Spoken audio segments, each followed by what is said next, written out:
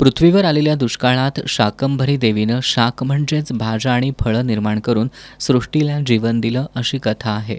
अध्यात्म आणि निसर्गाची सांगड घालणाऱ्या शाकंभरी देवीच्या महोत्सवानिमित्त महिलांनी स्वतः पिकवलेल्या भाज्या बनवून आणाव्यात असं आवाहन निसर्गमित्र संस्थेनं केलं होतं.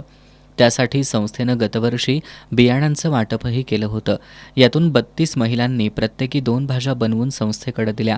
शाकंभरी उत्सवांतर्गत तनवर्णीय वेल वृक्ष झुडूपवर्गीय आलेल्या केना, काठेमाठ, मांजरी, गुळवेल, कांडवेल, कोहळा, शेवगा, उंबर, करंज, म्हाळुंग, लिंबू, गोकर्ण, आळू, मोहरी, ओवा, हरभरा, कांदापात, टोमॅटो, शेपू, गवारी, पालक, दुधी, रताळे, माईनमुळा अशा 64 भाज्यांचं नैवेद्य देवीला अर्पण करण्यात आला. नैवेद्य अर्पण करून या भाज्यांचं भाविकांना वाटप करण्यात आलं.